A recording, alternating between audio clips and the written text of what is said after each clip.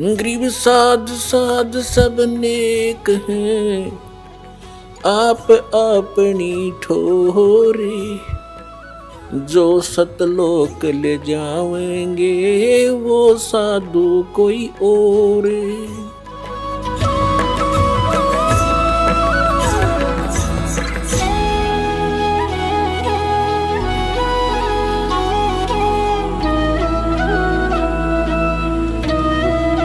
अब जो प्रसंग चल रहा था उसी पर आते हैं कि वो परमात्मा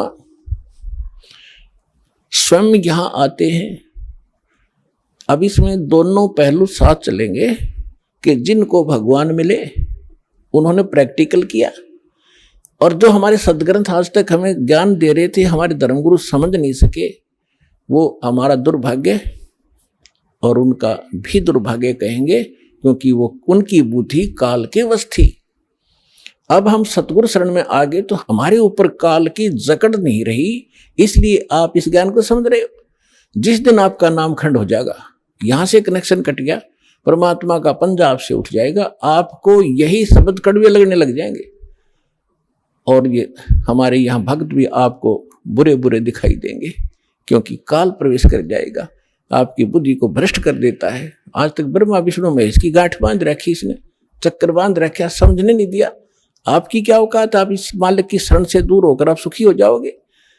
जून का महीना हो और एसी रूम से बाहर निकल कर कोई सुखी हो सकता है? चाहे शराब पी कर चाहे निकले जा बाहर गली में पड़ा रहो, बेशक वो कहा रहो शराब के नशे में कोई बहुत सुखी हूं, अब सुखी हूं, खाक सुखी है, रेत में पड़ा पसीने आए पड़े, झागा रहे मुख में।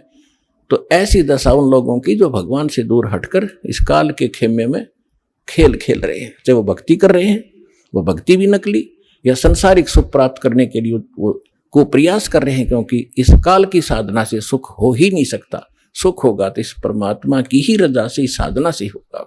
आदरणीय गरीबदास साहिब जी ने प्रैक्टिकल बताया कि अजब नगर में ले गए हमको सतगुरु आने, अजब नगर में ले गए हमको परमेश्वर आने। आन माने आके, अजब नगर में ऐसे अजब कमाल के लोक में लेकर गए भगवान मुझे खुद आकर के, और जल के बिंब अगाध गति हम सूते चादर ताड़े।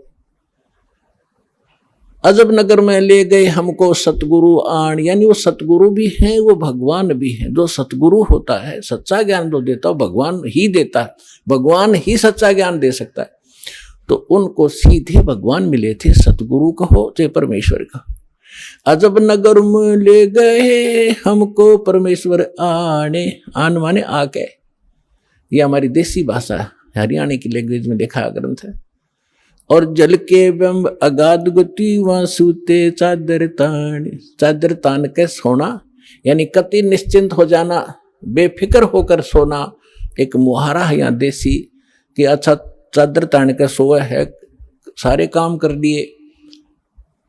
तो इस तरह कहते हम तो निश्चिंत हो गए कि साधना हमारी सत भगवान मिल गए, आंखों सतलोक देख लिया, सत साधना करते रहेंगे, गलती हम करें नहीं, हम निश्चिंत हो गए। हमारे अंदर कोई अब शंका नहीं रही कौन भगवान है और क्या उसको प्राप्त करने का मेथड है, वो सब कंप्लीट प्राप्त हो गया, आंखों देखा।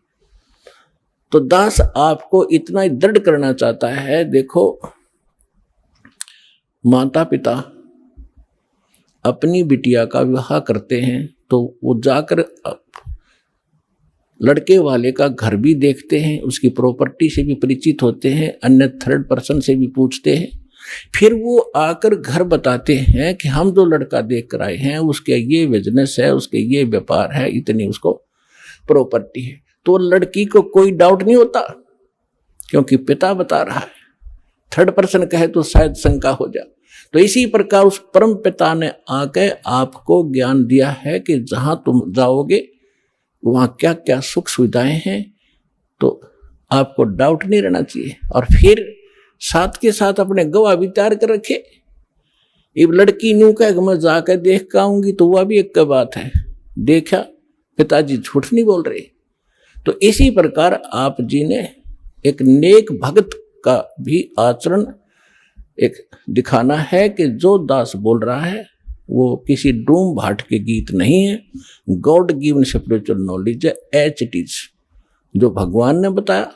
और जिन महापुरुषों को भगवान मिले उन निजों का तो सेकंड किया, हमारे सदग्रंथ बता रहे।